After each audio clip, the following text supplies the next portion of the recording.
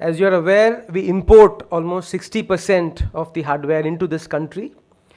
And there are trends suggest that in about 5 years, by 2020, when we will be a $290 billion, where hardware will be a $290 billion industry, and 60% of that will be imported, and which will be much larger than the petroleum bill. So we really need to take stock of the situation. We really need to do something about it. So the world context is the first point that we need to address in this seminar. Within India, where is TN located, and what is TN's status in terms of IT and hardware? Of course, we are very well off. There's no doubt about that. But then we need to take stock of that as well.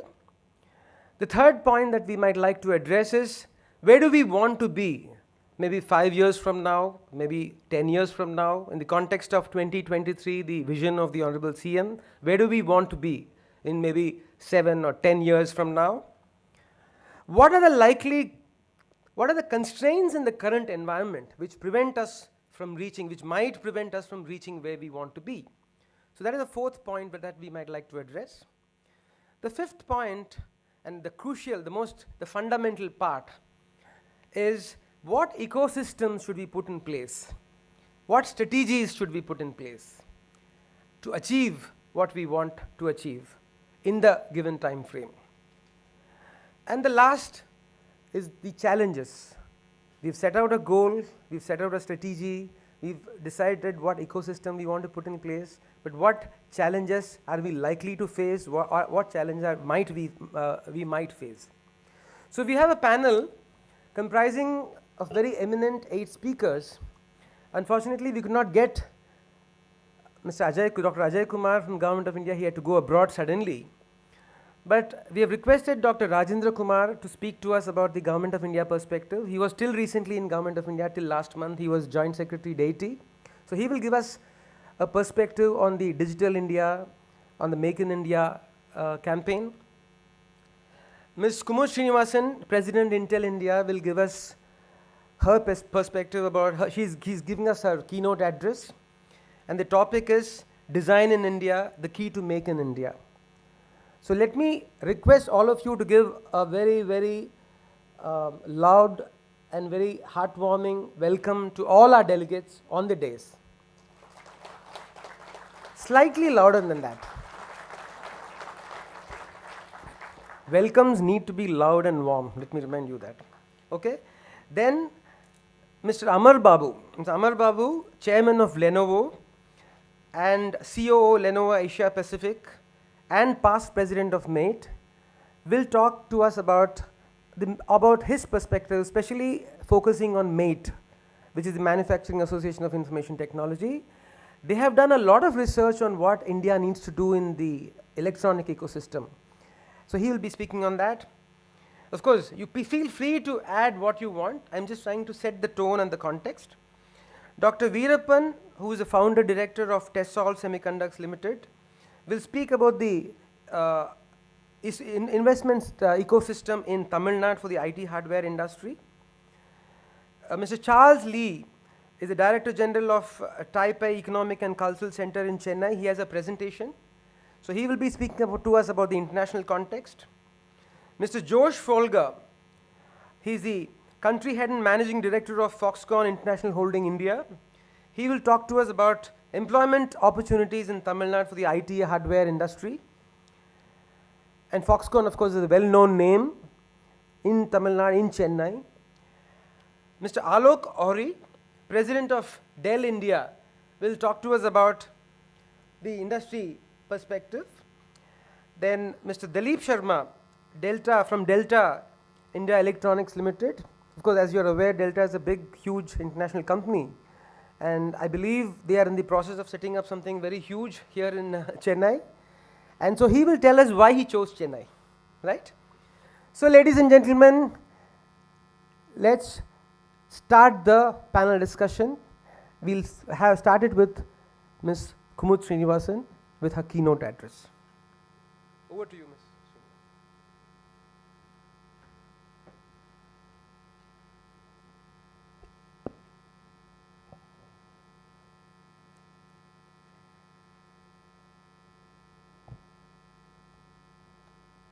Thank you very much for this opportunity to kick this panel discussion off. I'm looking forward to listening to all of the speakers about the topics that we just heard about, very interesting set of topics and challenges. I want to talk a little bit about why design in India, I believe, is the key to make in India. But let me first begin at the very beginning, and that is with Moore's law and the significance it has to the digital transformation that we are seeing unfold. It was 50 years ago that Gordon Moore, who's a founder of Intel, predicted that every 2 years the number of transistors in a given surface would double. It was just a prediction, but since then, hundreds of engineers all over the world have been working hard to make that prediction a reality, and so today we refer to it as Moore's law. But the reason it is significant is because it has resulted in this phenomenon of transistors becoming affordable as they continue to become powerful. And that has resulted in this digital transformation that began, believe it or not, only about 30 years ago. And in these last 30 years, today, when we look at the ubiquity of devices that have transistors in them, it is something that no one would have predicted. And in fact, the future is something that is going to be a lot more than what we have seen. What we have seen is nothing compared to what we can imagine as we begin to consider a future where the Internet of Things and wearables is a given. India is no exception to this phenomenon. In India, the latest trend that we see is e-commerce. But whether it is the mobile technology earlier, or it is e-commerce now, or it is mobile health later, India today is going through a significant change socially, economically, digitally. IT giants, who became India's calling card in the last couple of decades, continue to do very well. No matter what indicator you look at, we continue to see the IT and IT engineering services companies of India be global players and dominate that aspect of the industry. But that is not all.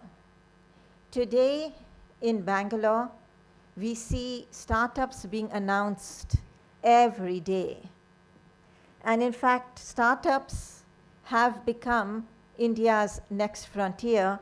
And you see startups in all aspects, every layer of the stack, whether it is at the platform level, the software level, services, or in fact, the business model.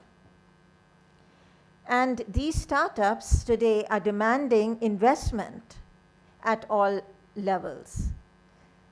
Some of these investments take a lot, some not as much. No matter what you look at, we've got companies innovating and experimenting. Even more encouraging is the fact that we are now beginning to see movement going beyond software and services. And so if you look at the semiconductor industry and you look at design, you begin to see emerging services, emerging companies focused on IP creation. And of course, most recently, with announcements like Foxconn and Sony and Samsung and Flextronics, we are beginning to see the Make in India phenomenon taking root. But the question in front of us is, how do we get this phenomenon to accelerate? Perhaps how do we prevent it from stalling, given the very large number of challenges that potentially lie ahead? How do we break through in terms of getting India to realize its full potential? And that is where our contention is that if you look at Make in India and the prominence it has gotten as a part of the Digital India campaign,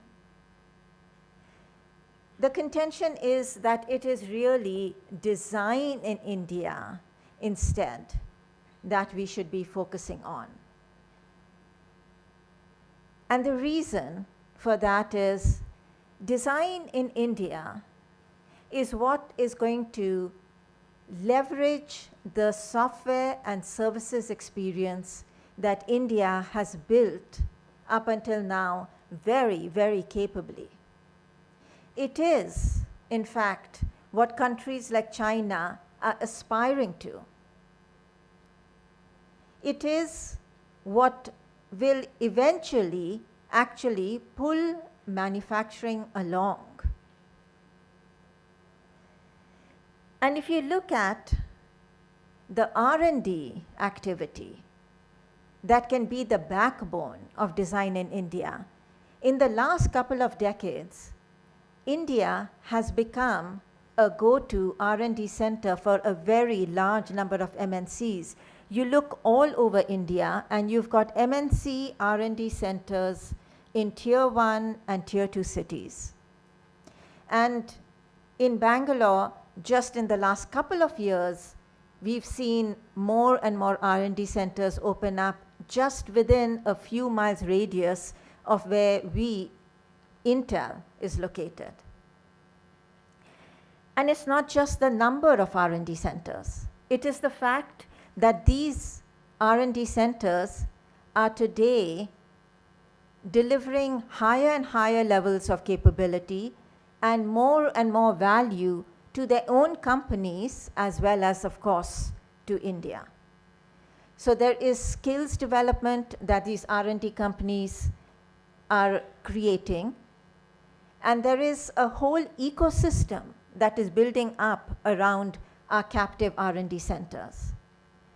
And so you look at all of this and you say, so what is next? And if I just look at Intel, and I look at where Intel has been, first 15 years ago, essentially a back office for Intel in the US. But over the course of these last 15 years, today I would say that we really have engineering ownership. In some cases, we may even have product ownership. So what is next? If you look at countries that in fact have become R&D hubs, you see a very interesting partnership between R&D centers and governments. And it comes in the form of IP protection laws. It comes in the form of ease of business practices that are focused on R&D, things like green channel for import and export of R&D samples, things like procedures that enable hand carries, and investment-based subsidies, again, focused on R&D. Those kinds of incentives from the government typically results in massive R&D investment in that country. Today, if I look around the world, you see countries like Ireland, Israel, and very recently Singapore have all experimented with that. to the benefit not just of those MNCs that have enlarged their R&D centers, but to the benefit of the countries in which those investments are happening. So what do we need to do to make that happen in India? The first thing is we need to aspire to get there. Today, if I look at India and I look at the leadership we see in India, I see a leadership that is focused primarily on execution of strategies that are defined elsewhere, wherever the headquarters may happen to be, whether it's in the US or it's in an European country, or it is Taiwan, or it is Japan. In India, we tend to be focused on executing to strategies that are defined in headquarters elsewhere. We need to step up our own leadership. We need to want to own strategy definition. We need to want to go beyond execution. And we need to prioritize the skills that we would need to get there. Skills like business acumen, influencing and communicating, things like working with the government, working with our counterparts, contextual intelligence that will take us beyond the cultural constraints that we are used to working in.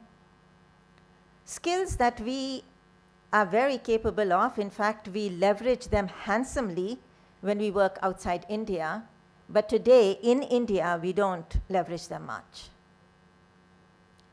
And the second thing that I believe we need is the desire to collaborate with each other, whether it is across the silos in the industries we work in, or it is with the government, or it is with academia. And let me share with you some examples. I already talked about what potentially would result in India becoming an R&D hub. That would require a level of partnership with the government focused on R&D that today we do not see.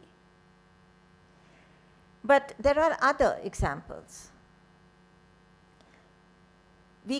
When it comes to the leadership skills that I talked about, when I talk to my peers, we are all traversing the same journey, each one working independently. The question is there room over here to collaborate and step up our leadership in a manner that is perhaps a little more accelerated than it would be if we were to traverse this journey by ourselves? Let me give you another example. We churn out hundreds of engineers every year, and we all say they are not employable. We all talk about the fact that we need to put a lot of energy, and we do, when we get these engineers into our companies. Can we work with academia to make these students employees of our companies even while they are studying? I know we do that in Israel. We hire students while they are students for 2 to 3 years. We've done it for decades. Those students today are some of the senior most leaders of Intel in Israel. I have begun to ask about whether we could do something like this in India, and I hear colleges are not interested because their curricula are not flexible enough to be able to accommodate something like this. Or I hear companies would not be able to allow employees to come in with so much flexibility in terms of work hours. So in Israel, these students work 20 hours, an average of 20 hours a week. Sometimes it is 0 if it's an exam week. Sometimes it's 100% because they're on vacation. Could we do something like this in India. And then finally, of course, there is no shortage in India of social problems. And the question is, can we, the industry, help the government in addressing some of these very massive social problems that we have in this country? None of it is easy. None of it is impossible. What it takes is a resolve and a desire to collaborate across silos that up until now, traditionally, we never have done. So now coming to Tamil Nadu. It's a state with strong leadership. I think this global investors meet in itself is a demonstration of that.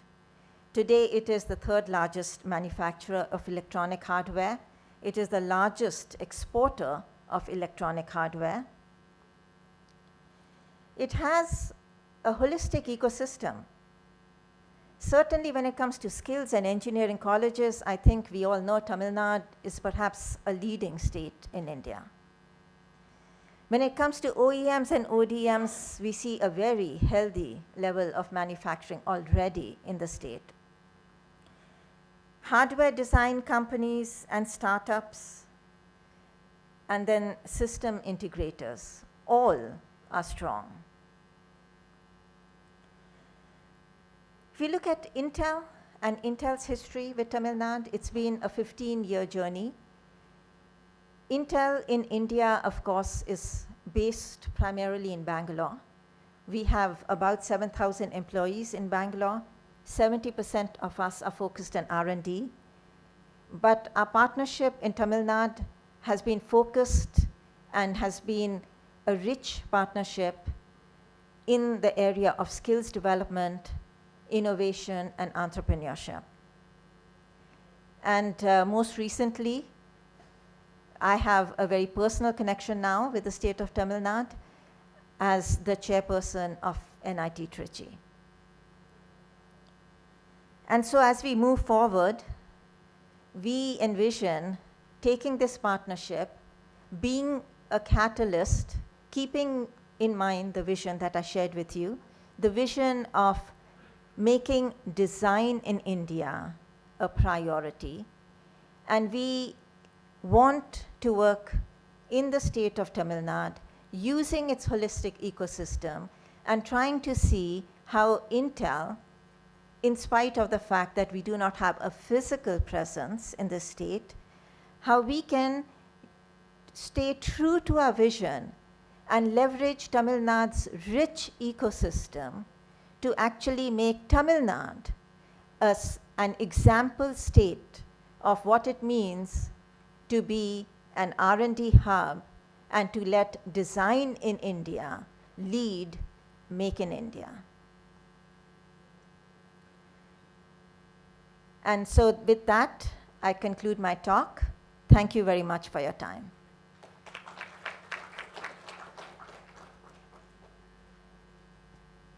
Thank you. Okay, thank you very much for your keynote address.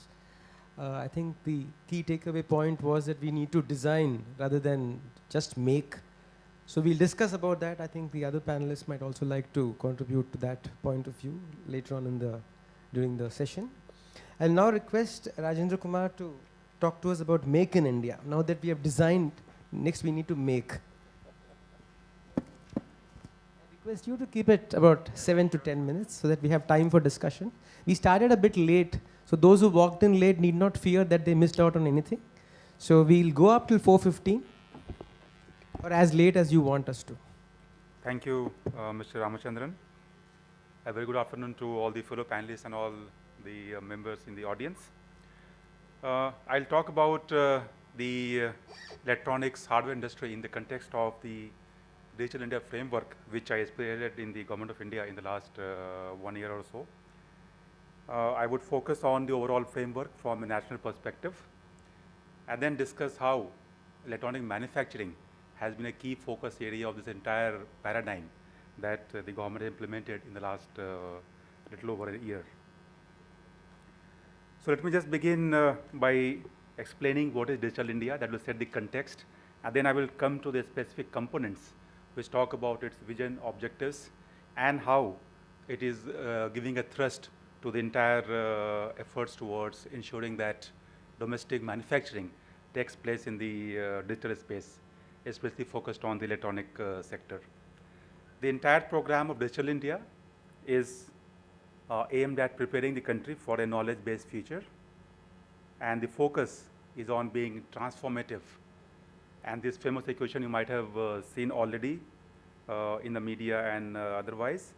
This talks about India today, Indian talent and information technology equal to India tomorrow. So IT plus IT equal to IT. So we use IT in every domain, then it is going to take us to our future vision, which is to ensure that IT is used in every way to ensure all these sectors benefit from its intervention. The focus is on making technology central to enabling change in all domains of governance and economy. By its very design, it's an umbrella program which covers all departments, all sectors of economy, all domains of governance, and it brings together a large number of ideas and thoughts into a single vision so that the entire objective of IT enablement is achieved. The entire effort is being coordinated by the Department of Electronics and IT, of which I was a part for last 5 years. And the idea is that this entire coordination should make the mission transformative and achieve the goal of ensuring IT enablement. The vision of Digital India, you already saw in the saw this slide in the earlier presentation. It is centered on 3 key areas.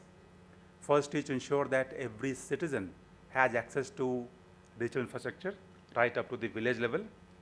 Then second vision is focused on ensuring that we provide all the government services on demand. And e-governance is the domain where a lot of work has gone on, of which I was the key official leading the entire effort in the Government of India. And the third element of the vision, it focuses on empowering citizens digitally to ensure that they can take advantage of these efforts towards ICT enablement. And this vision element talks about skill building, capacity building, ensuring that every person is made digital literate in the country. I would not like to go in detail. I will just mention a few key points here in each of the vision areas, which will give the context for conceptualization of the entire program in terms of ensuring that all departments, all sectors, they use IT as a central agent for change in their domains. As I mentioned, the first vision area is focused on digital infrastructure with the goal to ensure that every person has access to high-speed internet and every person has access to a digital identity right from his birth till his entire lifetime, which is unique and online, and it should also be authenticable. As you already know, Aadhaar platform provides such a identity to every person in the country, and it's already being used widely by a number of departments to deliver services to the beneficiaries. Then the other 2 key elements are a mobile phone and a bank account, which allows the citizen, which enables the citizen to actively participate in the digital and financial space. You already know about programs like Jan Dhan Yojana and the Mobile Seva program of Government of India, which has really brought a number of government services on the mobile platform across the entire country. We also wish to ensure that every person has easy access to a common service center, a tele-center in all panchayats. The numbers are going to increase from the current just over 1 lakh to 2.5 lakhs. And we also want to ensure that every person has access to a private space on a public cloud. And in this space, we launched the initiative on Aadhaar-linked digital locker for the citizens, which was launched last month by the Honorable Prime Minister during the Digital India launch in Delhi. We also want to ensure that the cyberspace is made safe and secure. Regarding governance services on demand, again, the idea is that all these services